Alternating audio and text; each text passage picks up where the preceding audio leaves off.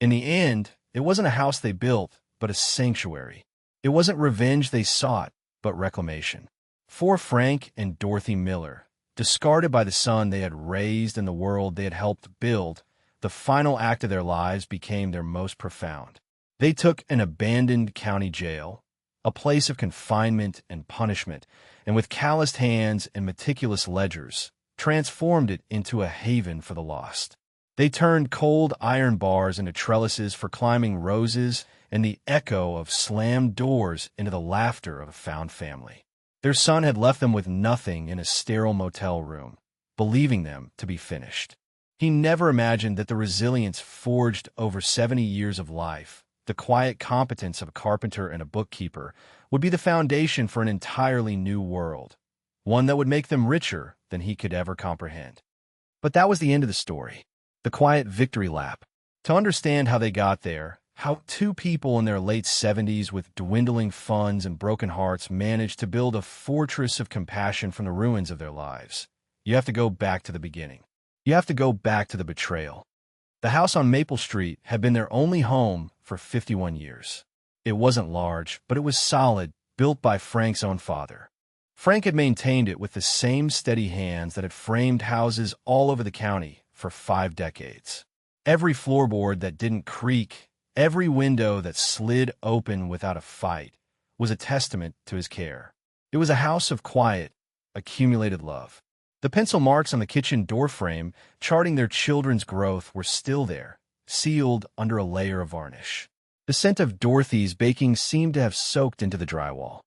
Dorothy had managed the books for a local hardware store for 40 years, a job that suited her precise, orderly nature. Her ledgers were works of art, every number perfectly aligned, every expense accounted for. She brought that same meticulous energy to their life. Budgets were balanced to the penny. Warranties were filed. Recipes were cataloged. Their life was a well-oiled machine, humming along on a rhythm of predictability and mutual respect. They had 2 children. Sarah, their daughter, was a schoolteacher 2 states away.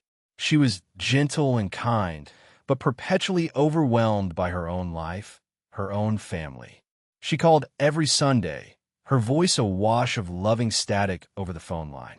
Then there was Michael. Michael was their son. He was ambition poured into a well-tailored suit. He worked in finance, a world of abstract numbers and high-stakes gambles that Frank and Dorothy never fully understood. He lived in the city, a place of noise and speed that always left them feeling slightly dizzy. He visited on holidays, bringing expensive wine and stories of deals closed and markets conquered. He was their son, and they were proud of him, but there was a distance, a coolness that had crept in over the years, subtle as a draft under a door. Frank retired at 68. His body, after a lifetime of labor, had begun to issue its complaints more loudly. A knee that clicked, a back that seized. Dorothy retired a year later, wanting to spend their remaining good years together.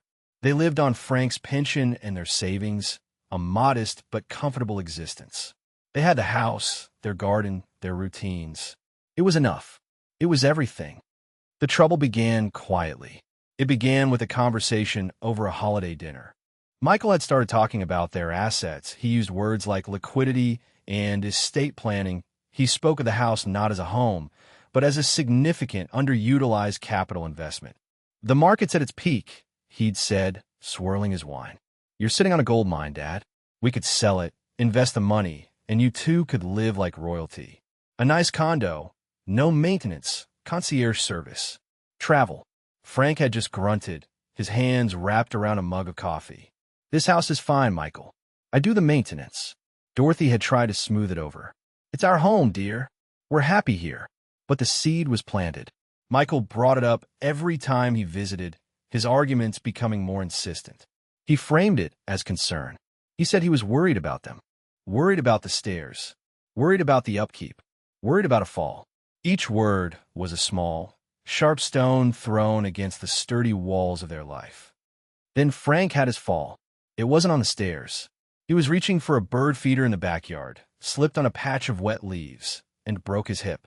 The surgery was successful, but the recovery was long and arduous. For the first time, the house felt big. The stairs felt like a mountain. Frank, a man who had once hoisted timber beams onto his shoulders, now struggled to get from the bed to the bathroom. Michael saw his opening. He swooped in, his face a mask of filial concern. He took over. He arranged for physical therapists. He talked to the doctors. And he talked endlessly about the house. "You see," he said to Dorothy one evening in the hospital waiting room, his voice low and reasonable. "This is what I was talking about. It's not safe for you anymore. It's time to be practical." Dorothy, exhausted and terrified, felt her resolve begin to crumble. She saw her husband, her strong, capable Frank, reduced to a fragile man in a hospital bed. The house, once a source of comfort, now seemed like a collection of potential hazards. "What would we do?" she whispered. "I'll handle everything," Michael said, placing a cool hand on her arm. "I found a perfect place, a continuing care community. It's beautiful. You'll have your own apartment, but there's help right there if you need it. Meals, activities, it's all taken care of." He made it sound like a paradise. He showed them glossy brochures of smiling seniors playing bingo and doing water aerobics. He talked about peace of mind, his peace of mind. They agreed. It felt less like a decision and more like a surrender. Frank, still clouded by pain and medication, just nodded along. Dorothy, overwhelmed, let her son's confidence bulldoze her own quiet doubts. Michael was ruthlessly efficient.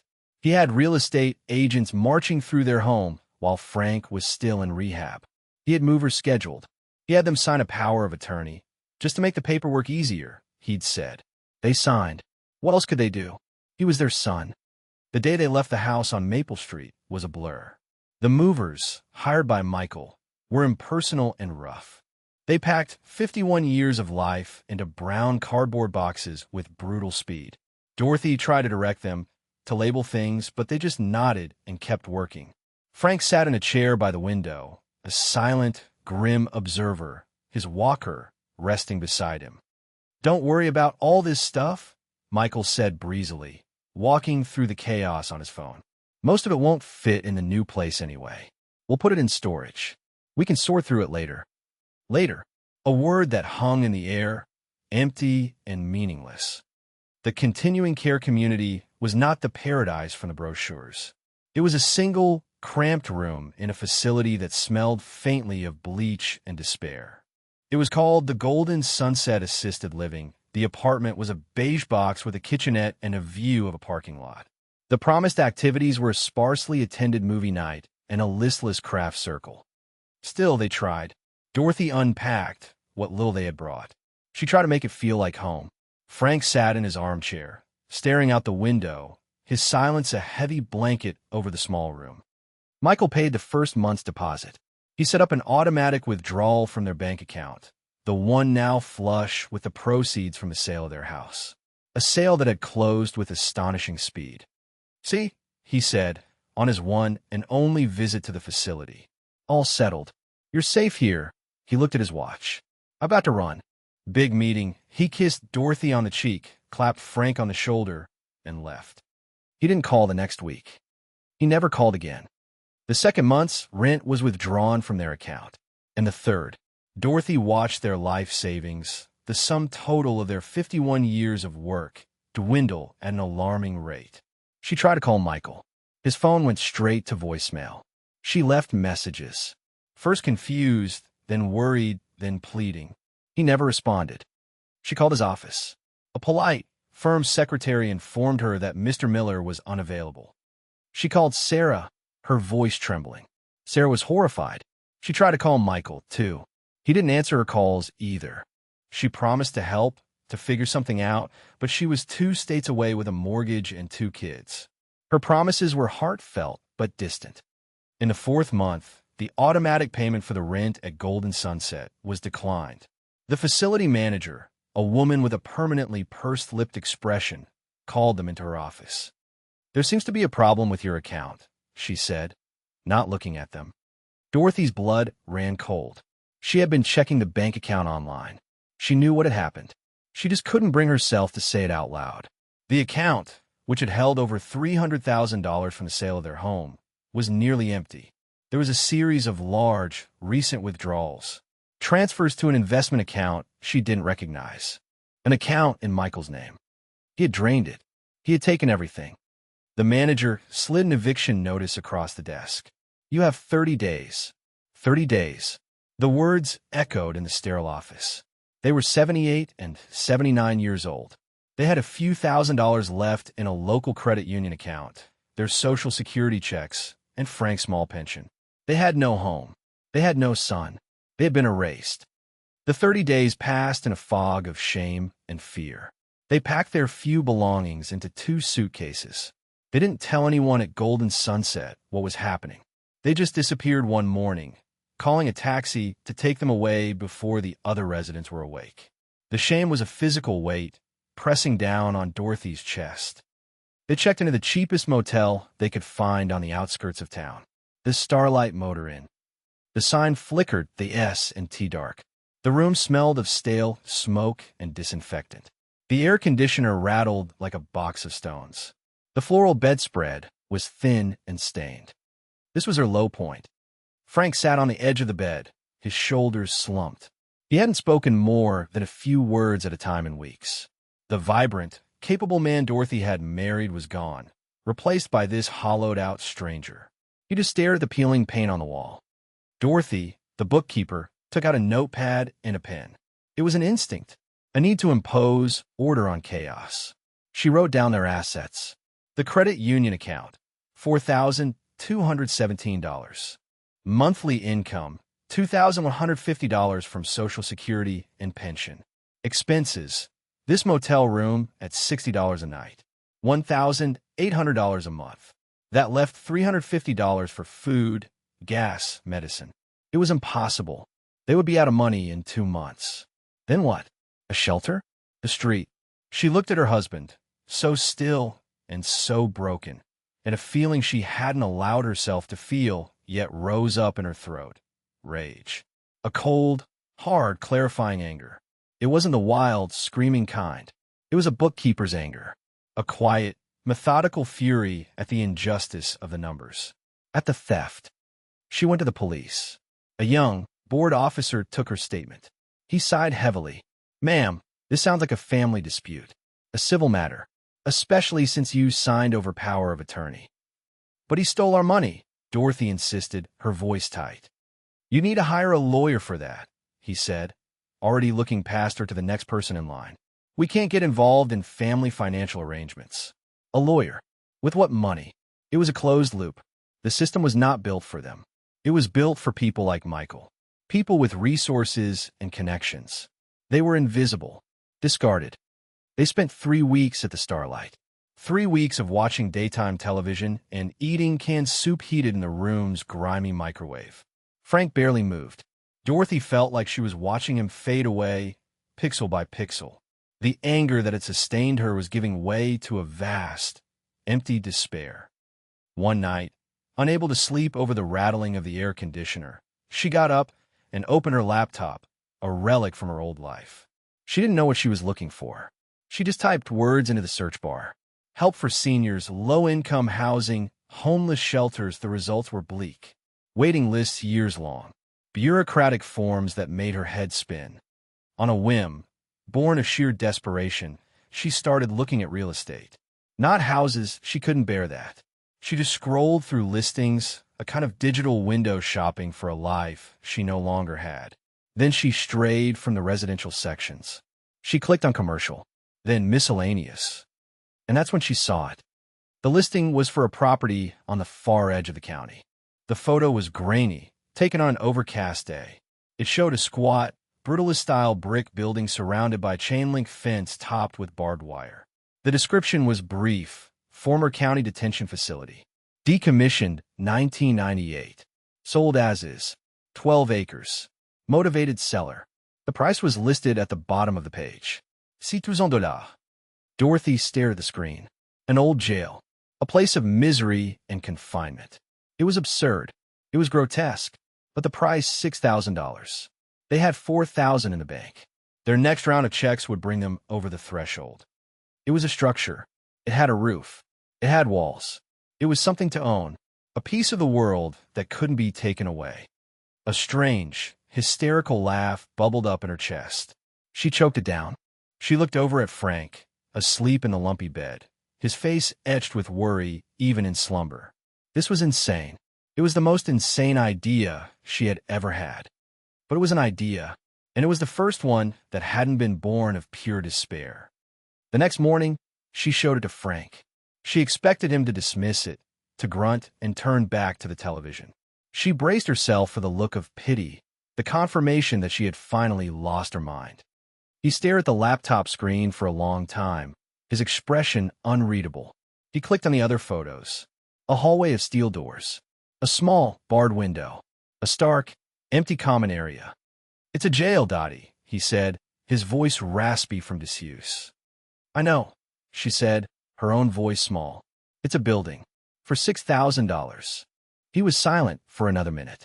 He looked around the motel room. At the stained carpet. The flickering television. The thin, useless curtains. He looked at her, and for the first time in months, she saw a flicker of something in his eyes. Not hope, not yet, but something. A spark of calculation. The carpenter's mind, dormant for so long, beginning to whir. "Brick," he said, tapping the screen. "Solid foundation, probably." They over-engineered these things. He zoomed in on a picture of the fence. "That fence is worth half the asking price in scrap alone." Dorothy held her breath. He looked back at her. It's still standing. It was the most he had said in a month. It was a verdict. It was a plan. "I'll call the realtor," Dorothy said, her fingers already flying across the keyboard. The realtor was a young man named Kevin who seemed baffled by their interest. He met them at the property, his shiny sedan looking comically out of place against the weathered brick and rusted fence. "So, here she is," he said, fumbling with a large, old-fashioned key. "She's been on the market for a while." The gate shrieked in protest as he pushed it open. Weeds grew thick and high, reclaiming the cracked asphalt of the small parking area. The building itself was oppressive. A one-story block of faded red brick with small, high windows covered in thick mesh. The air was heavy and still. The key turned in the heavy steel door with a deafening series of clicks. The door swung inward on groaning hinges, opening into darkness. The smell that rolled out was a complex chord of damp, dust, rust, and something else. The smell of forgotten time. Kevin flicked a switch by the door. Nothing happened. "Power's been off for 20 years, he said, as if it were a selling point. He clicked on a powerful flashlight. The beam cut through the gloom, revealing a central corridor. On either side were rows of solid steel doors, each with a small, narrow slot for food trays and a tiny, barred window at eye level. There were 10 cells in total, 5 on each side. Frank ran his hand over the brick wall in the entryway. He tapped it with his knuckles. "Solid," he murmured. He walked slowly down the corridor, his walker clicking on the concrete floor. He stopped at one of the cell doors and peered inside. The flashlight beam followed him, illuminating a tiny, bare room. A steel platform for a mattress was bolted to the wall. A combination toilet and sink unit was bolted to the floor. That was it. "Cozy," Dorothy said, her voice dripping with an irony so dry it felt like it might crack. It was the first time she had felt anything close to humor in months. Frank didn't smile. He was working. He was seeing things she couldn't. He was looking at angles, at structures, at potential. "The plumbing is all self-contained in the units," he said, more to himself than to them. "Steel doors. Good security." They explored the rest of the building. A common area with a table bolted to the floor. A small kitchen with old, industrial-grade stainless steel appliances that looked like they belonged in a museum of institutional cooking. A guard's office with a thick pane of yellowed, shatterproof glass looking out over the cell block. "It's a dump," Kevin the realtor said, stating the obvious. "Probably a tear down. The land's what has the value, I guess." "We'll take it," Dorothy said. Kevin blinked. "You'll what?" "We'll take it," she repeated, the words feeling solid and real in her mouth. She looked at Frank, who gave a single, decisive nod. The decision was made. The closing was a strange, surreal affair conducted in a strip mall title office.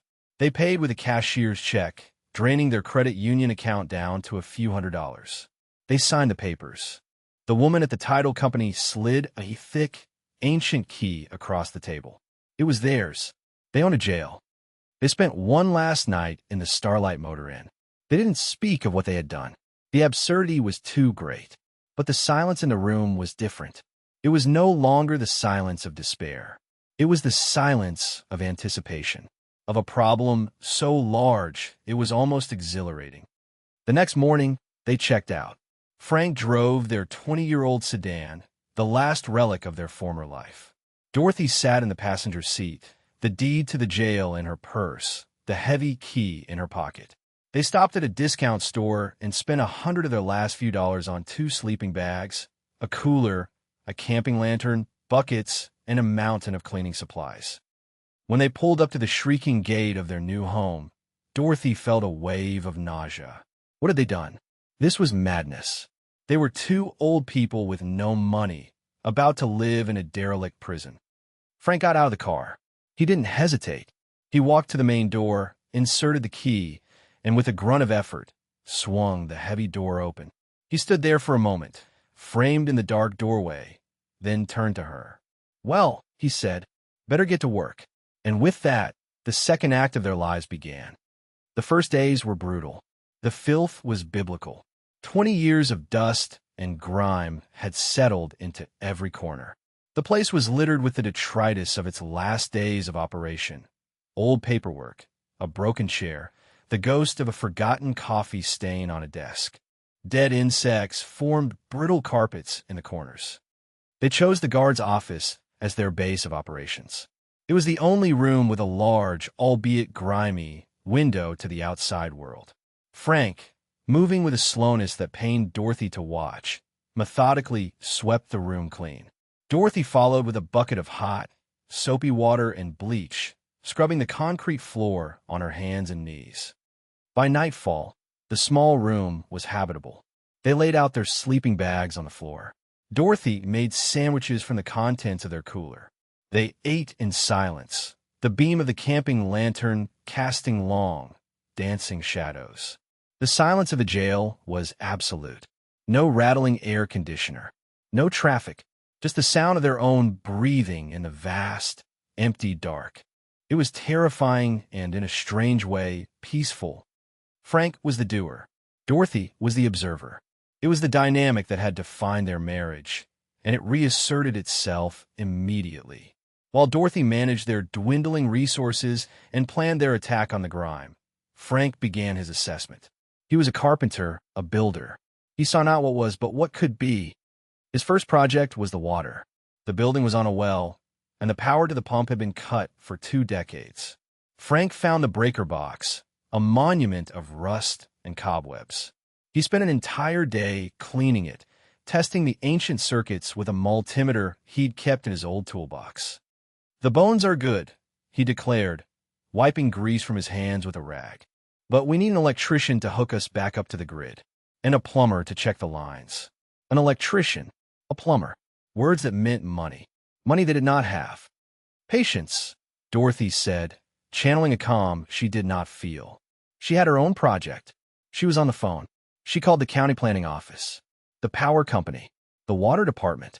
She was a bookkeeper again, navigating bureaucracy, gathering data.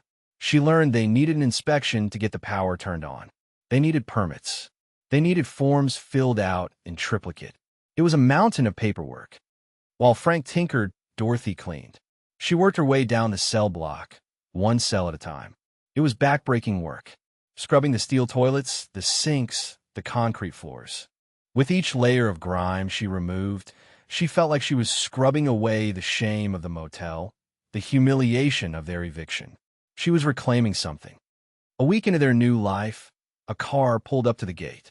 A dusty pickup truck with the logo of a local hardware store on the door. Hobbs Hardware. "If we don't have it, you don't need it." An older man, about their age, got out. He was tall and wiry, with a full head of white hair and a skeptical look on his face. "Heard someone bought the old clink," he said, his voice a gravelly baritone. "Figured I'd come see the fools for myself." Dorothy, wiping sweat from her forehead, felt a bristle of defensiveness. "We're not fools," she said. "We're the owners." The man looked from her to Frank, who was wrestling with a stubborn bolt on the main door's hinge. He watched Frank work for a moment, his head tilted. "You're Frank Miller," he said. It wasn't a question. Frank looked up, squinting. "Do I know you?" "Earl Hobbs," the man said, extending a hand. "My dad owned the lumber yard you used to buy from. I took over the hardware store next door. You built half the houses in this county, Frank. Never cut a corner." Frank shook his hand. A flicker of recognition. "Earl, right? Your dad was a good man. He said the same about you." Earl said. He looked around at the weeds, the rust, the general state of decay. Then he looked at the small, clean patch of the world they had carved out for themselves. The swept office. The bucket of clean water. "What in God's name are you two doing here?" So Dorothy told him. She didn't mean to, but the words just came out. The story of Michael, the house, the assisted living facility, the motel. She told it in a flat, matter-of-fact voice, the bookkeeper reciting a ledger of losses. Earl listened, his expression hardening. When she was finished, he was silent for a long time. He kicked a loose piece of gravel. "Damn," he said softly. "Just damn." He looked at Frank, who was now methodically oiling the squeaking door hinge. "So, you're not tearing it down?" "We're living in it," Frank said, not looking up. Earl let out a short, sharp laugh. "Well, I'll be—" He walked over to the breaker box Frank had been cleaning. He peered at it, his eyes sharp. "You're going to need new breakers for this. Whole box, probably. And a licensed electrician to sign off." "We know," Dorothy said. "We don't have the money." Earl nodded. "I've got a trade account at the store for you. Pay me when you can. As for electrician, my nephew, Jimmy, just got his license. He's slow on work. I'll have him come by. Tell him to put it on my tab." Dorothy stared at him. "Why would you do that?" Earl looked at her, his eyes surprisingly kind. "Because Frank Miller built my cousin's house in '87. A tornado came through 10 years later, flattened the whole street. Every house, except my cousin's. Frank built it to last. Some things are worth investing in." He nodded at them. "It's not charity. It's a professional courtesy." Earl Hobbs was their first ally. His arrival was the first crack of light in their long darkness. Jimmy, Earl's nephew, showed up the next day. He was young, nervous, and clearly intimidated by the job. But under Frank's quiet guidance, he worked diligently. They spent 2 days running new wires, replacing the ancient breaker box, and installing simple, functional light fixtures and outlets. The moment the power came on was momentous. Frank flipped the main breaker. A low hum filled the building. He flipped the switch for the corridor lights. A string of bare bulbs flickered to life, illuminating the cell block in a harsh, steady glare. Dorothy actually gasped. For the first time, they could see the entirety of their strange, new home. It was still stark, still a jail. But it was lit. It was powered. It was possible. Frank laughed. A real, deep laugh that Dorothy hadn't heard in almost a year.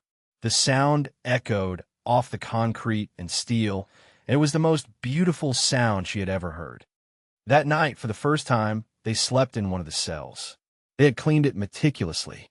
Frank had built a simple wooden platform to put their sleeping bags on, raising them off the cold concrete. With the door propped open and a small lamp glowing on the floor, it didn't feel like a cage. It felt safe, secure. The thick walls and steel door, designed to keep people in, now felt like they were keeping the world out. With power came progress. The well pump worked. After flushing the system for hours, they had running water. Cold water, but it was water. The industrial kitchen appliances were dinosaurs, but they were built to last.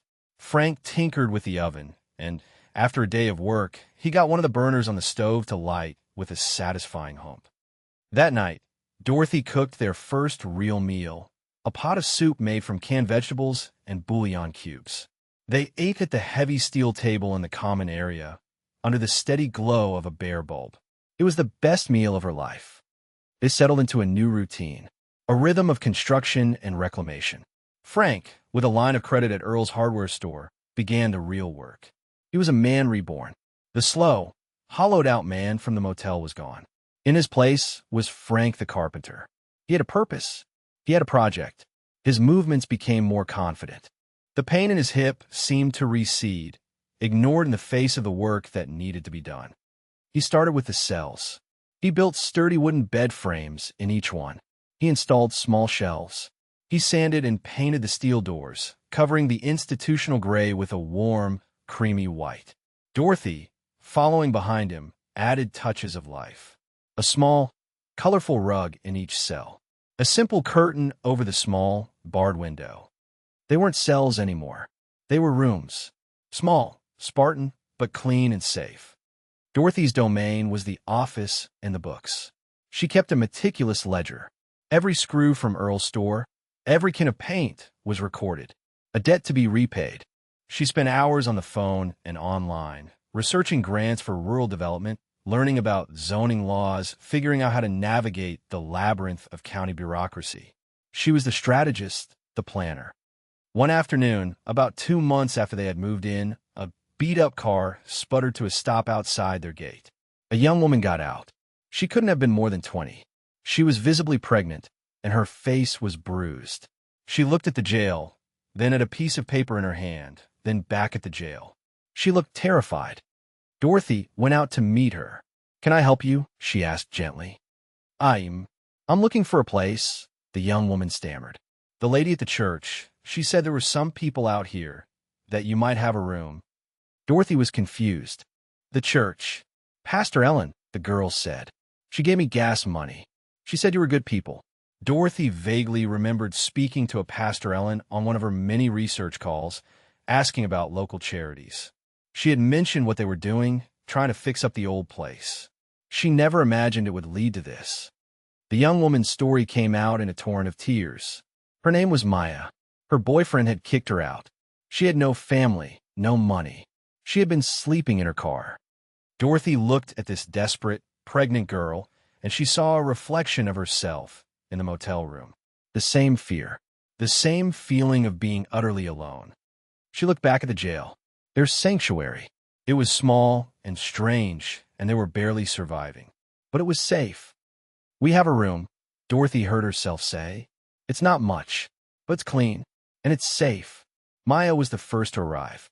She took the room at the end of the hall. The first night, she slept for 14 hours straight. The next day, she wordlessly picked up a scrub brush and started helping Dorothy clean the kitchen. She didn't say much, but her presence was a quiet hum of gratitude. The ecosystem began to change. They were no longer just a couple. They were 3. Maya, it turned out, was a wonderful cook. She took over the kitchen, transforming their meager supplies into delicious, nourishing meals. The scent of baking bread soon replaced the smell of bleach and dust. A few weeks later, another person arrived. A young man named Leo, no older than 19, with a backpack and a haunted look of someone who had been kicked out by his family for being gay. Pastor Ellen had sent him too. Frank and Dorothy gave him the next room. Leo was quiet and withdrawn, but he was good with his hands. He started following Frank around, watching him work. Frank, who had never been a man of many words, started teaching him. He showed him how to measure twice and cut once, how to use a level, how to fix a leaky faucet. Slowly, a community was forming in the most unlikely of places. A found family of the discarded. Frank was the builder, the quiet patriarch. Dorothy was the administrator, the steady heart. Maya was the nourisher. Leo was the apprentice. The jail was transforming. Frank and Leo built a small greenhouse against the south-facing wall, using salvaged windows and scrap lumber. Maya started a garden and raised beds they built in the yard, inside the fence. The barbed wire that had once seemed so menacing now served to keep deer out of their vegetable patch. They worked out a system. Frank and Leo handled maintenance and construction. Maya ran the kitchen and the garden. Dorothy managed the finances, the paperwork, and the growing network of contacts she was building in the community. Earl Hobbs continued to be their lifeline, extending them credit and connecting them with other tradespeople who were willing to work for delayed payment or in exchange for produce from their garden. Not charity, exactly, more like an exchange, a bartering of skills and resources. It was a hard life. Money was a constant worry. The debt to Earl and others was a weight on Dorothy's mind, a ledger she reviewed every night. But it was a life of purpose. When Dorothy looked around their strange home, she didn't see a prison anymore. She saw a bustling, functioning microcosm. She saw the climbing roses Maya had planted beginning to snake their way up the steel bars of a common room window. She saw Leo, laughing as he helped Frank install a new water heater, a donation from a plumber who had a surplus. She saw life, vibrant and resilient, growing in the cracks of a broken place. If you've made it this far in their story, you're seeing the turning point. The moment when despair turned into construction. It's a testament to the fact that sometimes the most valuable things we have are the skills we've spent a lifetime acquiring. What would you do in this position? What forgotten skill would be your lifeline? Let me know in the comments below. And if you're finding value in this story of resilience, hit that subscribe button. You want to see how it ends? The snowball effect was gradual, then sudden. Word of the jailhouse sanctuary, as some in the nearby town had begun to call it, spread through informal networks. The church, the hardware store, the free clinic. They didn't advertise. They didn't hang out a sign. But the lost and the broken found their way to the gate. An elderly man whose rooming house had been sold out from under him. A woman and her 2 small children fleeing a domestic dispute.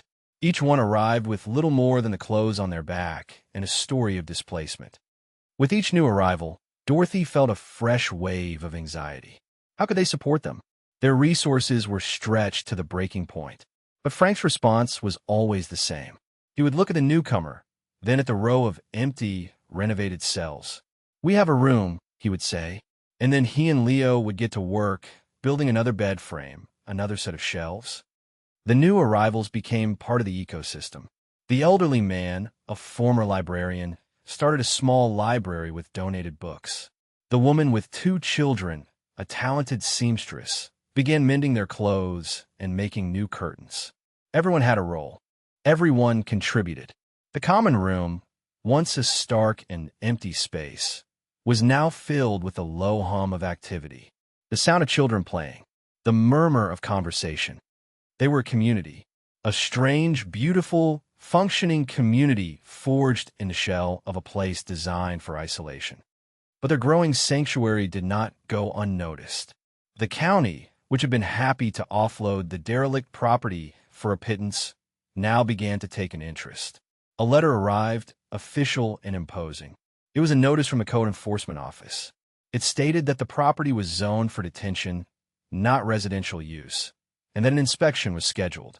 It was filled with citations of ordinances and regulations, each one a potential death sentence for their new world. The threat was no longer an absent son or dwindling funds. It was the system, impersonal, implacable, and armed with clipboards and rulebooks. Dorothy felt the old panic return.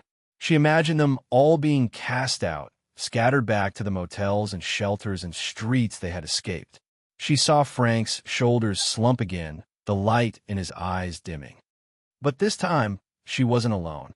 She called a meeting in the common room. She read the letter aloud. The room fell silent. The fear was palpable. Then Earl Hobbs, who had come by to drop off some supplies, spoke up. "Henderson," he said, reading the name at the bottom of the letter. "I know him. He's a stickler for the rules, but he's a fair man. He's not unreasonable." Leo, who had blossomed from a shy boy into a confident young man under Frank's tutelage, stood up. "The wiring is up to code. Jimmy and Frank made sure of it. The plumbing is sound. We can pass an inspection." Maya, holding her now newborn daughter, added, "This is our home. We're not leaving." The community rallied. It was a flurry of activity. They didn't have money for lawyers or lobbyists, but they had labor and they had will.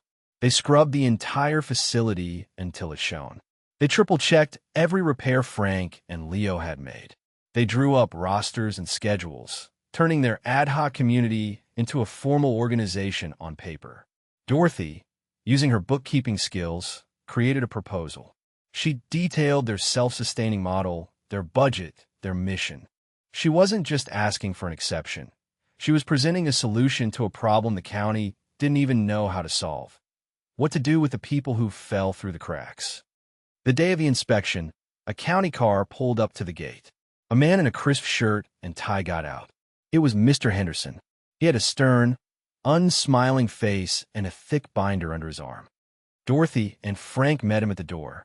"Mr. Henderson," Dorothy said, her voice steady. "Welcome. We're ready for you."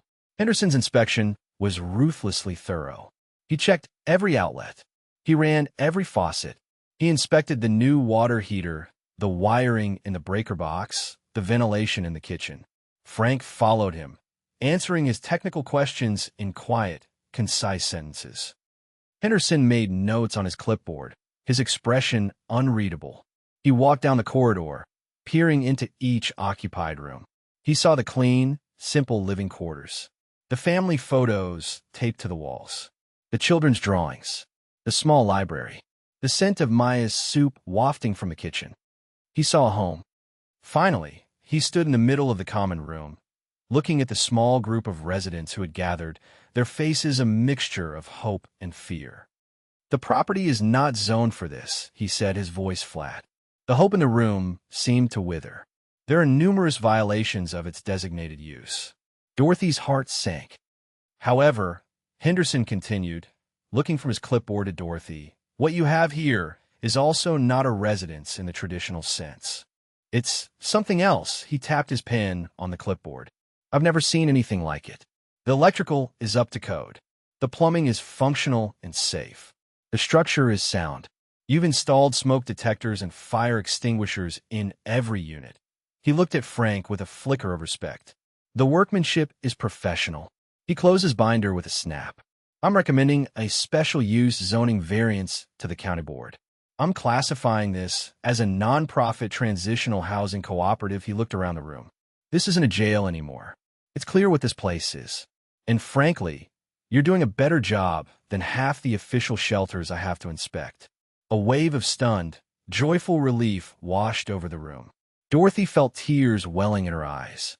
It was a victory, a validation. The system, the faceless antagonist, had looked at them, and for the first time, it had seen them. The good news, however, was followed by a ghost from their past. A week after the inspection, another car appeared at the gate. A sleek, expensive sedan. Michael. He got out of the car, looking uncomfortable and out of place. He had seen a small article in the local paper about the zoning variance, a human interest story about the jailhouse sanctuary. His name wasn't mentioned, but he knew. Dorothy saw him coming and met him at the gate, her heart a cold, hard knot in her chest. Frank stood behind her, his posture rigid, his hands clenched into fists at his sides. "Mom," Michael began, his voice attempting a warmth that didn't reach his eyes. "I saw the article. I was worried. I came as soon as I could." "Worried?" Dorothy repeated, her voice flat. "You weren't worried when you dumped us at a motel. You weren't worried when you stole our life savings." Michael flinched. "It wasn't like that. It was an investment. I was going to make it all back for you with interest. The market took a downturn. It was just bad timing." The excuse was so pathetic, so transparent, it was almost insulting. "I came to help," he said, trying a different tack. He looked past her at the jail. "This is unacceptable. You can't live here. I can fix this. I've got some money together. I can get you into a proper apartment."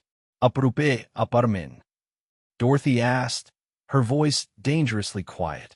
"You mean another beige box where we can sit and wait to die? We have a home, Michael. A community. A purpose. Things you wouldn't understand. This isn't a home. It's a prison," he hissed, his frustration finally showing. "Look at this place. It's embarrassing. What will people think?" And there it was. The truth. It was never about their safety or their well-being. It was about his image, his embarrassment. Frank stepped forward. He hadn't said a word, but his presence was immense. He looked at his son, the man he had taught to ride a bike, the boy whose growth he had charted on the kitchen doorframe. "You are not welcome here," Frank said, his voice low and steady as granite. It was not a shout. It was a statement of fact, a final judgment. Michael stared at his father, his face a mask of disbelief and wounded pride. He looked at Dorothy, her expression like flint. He looked at the strange, fortified building behind them, a place he could not enter, a world he could not control. He had nothing left to leverage, No guilt to manipulate. No assets to control. He got back in his expensive car, turned it around, and drove away, kicking up a cloud of dust that settled slowly back onto the reclaimed asphalt. They watched him go until the car was a speck in the distance. They had not destroyed him. They had not sought revenge. They had simply built a world where he no longer had any power. It was a far more profound victory. The aftermath of the inspection and Michael's visit was transformative. The special use variance was approved by the county board, legitimizing their existence. The newspaper article, small as it was, brought a new kind of attention. Donations started to arrive. Not just bags of old clothes, but meaningful contributions. A local nursery donated fruit trees. A restaurant owner offered a weekly supply of surplus food. The community, once hidden, was now embraced. With her legal status secure, Dorothy was able to apply for grants with a newfound confidence. Their first successful application was a small one from a state-level charitable foundation for $5,000 to upgrade the kitchen. It felt like $1 million. It was enough to pay back Earl Hobbs for the initial supplies. Dorothy went to his store and handed him a check. Earl looked at it, then back at her. "I told you to pay me when you could, Dottie. I didn't say you had to. A debt is a debt," she said. "A bookkeeper always balances the books." He finally took the check and tucked it into his shirt pocket. "Frank's daughter called me, he said casually. Dorothy froze. "Sarah?" "Yeah, the teacher. Found my store's number online. She was asking about you. Worried sick. Sounds like she's been trying to reach you." Dorothy hadn't thought about her phone in months. They had a landline now, one of the first things they'd installed, but she hadn't shared the number with anyone but essential contacts. The thought of talking to Sarah, of explaining the jail and Michael and everything else, was exhausting. But that night, she found Sarah's number and dialed. Her daughter picked up on the first ring, her voice tight with anxiety. "Mom? Oh my God, Mom, is that you?" The story tumbled out of Dorothy again, but this time it was different. It wasn't a litany of despair. It was a story of survival, of building. She told Sarah about the jail, about Frank finding his purpose again, about Maya and Leo and the community. Sarah was silent for a long time on the other end of the line, and Dorothy could hear her quietly crying. "I'm so sorry, Mom," she whispered. "I should have done more. I should have come." "You have your own life, dear," Dorothy said, and she meant it. The resentment she might have once felt had been washed away by the sheer, demanding reality of her new life. "I'm coming," Sarah said, her voice firm. "For Thanksgiving. Me and the kids. If that's okay." "The door's open," Dorothy said. Sarah's visit was a bridge between their old world and the new.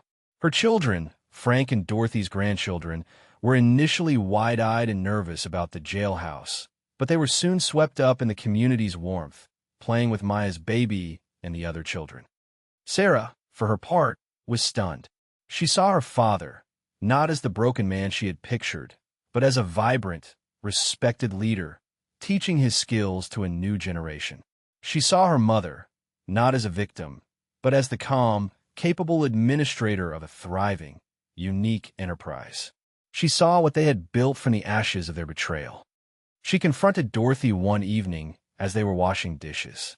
"What Michael did is a crime, Mom. I have a friend whose husband is an assistant DA. You have the bank records. You could press charges." Dorothy thought about it. She thought about Michael's face at the gate, full of selfish justifications. She thought about the satisfaction of seeing him held accountable. But then she looked around the bustling common room, at the life that was humming all around her. "What good would it do?" Dorothy said, handing a dry plate to Sarah. "It wouldn't give us our old house back. It wouldn't give us our old life back. And we don't need his money anymore. All it would bring is more anger and more pain. We're building something here, Sarah. We're not in the business of tearing things down." It was the core ethos of their new life. Build, don't destroy. Sarah understood. Before she left, she pressed a check into her mother's hand.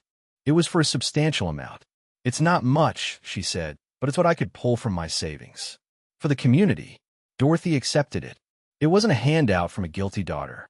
It was a contribution, an investment in the new world her parents had created. Life settled into a new, sustainable normal. The jailhouse, now officially named the Haven by its residents, continued to grow. Not just in people, but in scope. Frank and Leo, with a team of volunteers from town, built a proper workshop on the property.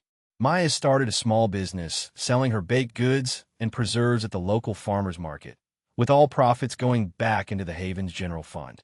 They were becoming a landmark, a local curiosity turned local institution. The seasons turned. The fruit trees they planted bore their first tentative blossoms. The garden thrived. The sound of construction was constant, but it was the sound of improvement, not struggle. New rooms were made more comfortable. A playground was built for the children. One warm summer evening, nearly 2 years after they had first pushed open the shrieking gate, Frank and Dorothy sat on a small porch he had built off the main entrance. It was their spot. From there, they could see the garden, the workshop, the greenhouse. They could hear the sounds of their community, the laughter, the music, the quiet conversations drifting from the common room. Frank was quiet, as he often was, but his presence was a warm, solid comfort beside her. He had his strength back. He had his purpose back. He had his dignity back. Dorothy had her ledger on her lap, but she wasn't looking at it. The numbers were all in the black now. The debts were paid. They had a modest operating budget. They were secure. She was looking at a photograph. A small, faded picture from their wedding day, 53 years ago. 2 young people, staring at a future they could not possibly have imagined. She thought of Michael. She hadn't heard from him again. She felt a pang, not of anger, but of a distant clinical pity. He had chased wealth and ended up with nothing of value. They had lost everything and ended up with a life richer than any bank account. Frank had installed a single, permanent light over the porch. A simple, sturdy fixture. As dusk settled over the valley, the light clicked on automatically, a small, defiant star against the growing dark. It illuminated the climbing roses that now covered the wall beside them, their blooms a riot of color against the faded brick. "It's good," Frank said, his voice a low rumble. He wasn't looking at anything in particular. He was just taking it all in, the world they had built. Dorothy leaned her head on his shoulder. She looked at the light, the steady, unwavering beacon they had lit in the darkness. It was a symbol of everything they had accomplished. Safety, warmth, a place to come home to, a signal to any other lost souls wandering in the dark that here, in this most unlikely of places, there was a sanctuary. The light stayed on.